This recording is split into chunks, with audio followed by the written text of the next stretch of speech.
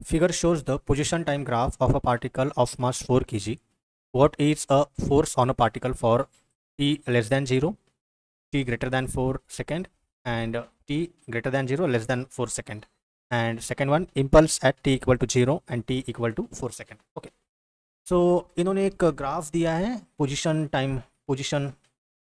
Time graph दिया है, और एक बॉडी की मूवमेंट है, लाइक यहाँ से यहाँ और यहाँ जा रही है. तो हमें यहाँ पे निकालना है कि टी लेस दैन जीरो पे कितना फोर्स लग रहा है. टी ग्रेटर दैन 4 पे, लेस दैन जीरो मतलब ये region, T less than zero मतलब ये रीजन, ठीक है. टी ग्रेटर दैन 4 मतलब this region, T greater than 4 second, and zero से, and this region indicates that our zero, T and less than 4. Zero से ज़्यादा, 4 से कम मतलब दिस वन, राइट. तो ये हमारा 4 है और ये 3, राइट. ओके. सो हमें फर्स्ट वन बाय वन निकालना है. सो फोर्स निकालते हैं फर्स्ट केस के लिए, that is T less than zero के लिए. इस रीजन को अगर हम देखते हैं तो ये जो पोर्शन है वो क्या है, हॉरिजॉन्टली है, और इसकी वैल्यू कितनी आ रही है, जीरो आ रही है. पोजीशन कोई चेंज हो रहा है क्या, कोई पोजीशन में कोई चेंज नहीं हो रहा है.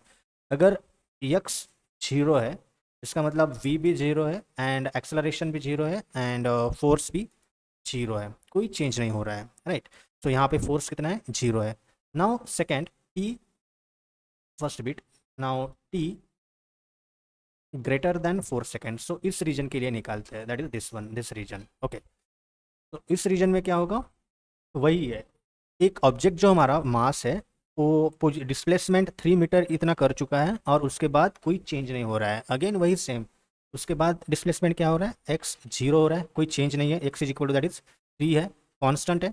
एक्सेलरेशन भी यहाँ पे क्या हो रहा है, जीरो लग रहा है क्योंकि वी जीरो है, वी जीरो है. सो फोर्स भी क्या होगा यहाँ पे, जीरो ही होगा. Now third case, that is greater than zero less than 4 second, right. अभी इस रिस में चेक करते हैं, इस रीजन में. तो यहाँ पे इसकी वेलोसिटी निकालते हैं. So we will be, change in velocity कितनी है, इतनी. So we will be final velocity, final displacement, that is 3 minus zero divided by time कितना लग रहा है, 4. सो वी कितना आ रहा है यहाँ पे, 3 divided by 4 metre per second. सो यहाँ पे वेलोसिटी कितनी है, 3/4. एक कांस्टेंट वेलोसिटी से मूव कर रहा है. अगर v कांस्टेंट है सो एक्सेलरेशन यहाँ पे कितना लग रहा है, जीरो लग रहा है. अगर एक्सेलरेशन जीरो है तो फोर्स भी क्या है, जीरो ही है. मतलब तीनों भी केसेस में क्या है, हमारा फोर्स जीरो ही आ रहा है, राइट. नाउ सेकेंड पार्ट इसका डिस्कस करते हैं क्वेश्चन का, दैट इज इम्पल्स.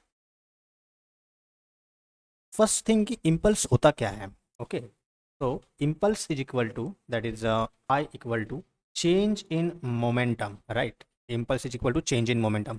अभी हम देखते हैं कि at T equal to zero पे, दैट इज इस पॉइंट पे T equal to zero, change in momentum कितना हो रहा है. Impulse is equal to change in momentum. So change in momentum means mass into final velocity minus mass into initial velocity. So I equal to, आ जाओ यहाँ पे. So final initial velocity कहाँ पे, कितनी है इस पे, यहाँ से यहाँ तक आते वक्त, दैट इज इनिशियल वेलोसिटी है जीरो, एंड फाइनल कितना आ रही है, 3/4, राइट. सो मास दिया है उन्होंने 4 kg, कॉमन लेता हूँ, और वी फाइनल कितनी है, that is 3 divided by 4, and initial कितनी है, zero. so this 4 get cancelled, so impulse will be 3 kg metre per second is at t equal to zero पे. Now impulse I at t equal to 4 second पे हमें निकालना है, right. 4 second. तो आ जाओ इस पॉइंट पे. तो यहाँ पे जो है इस पॉइंट पे, तो अभी इसकी जो इनिशियल वेलोसिटी है वो कितनी रहेगी, दैट इज 3/4.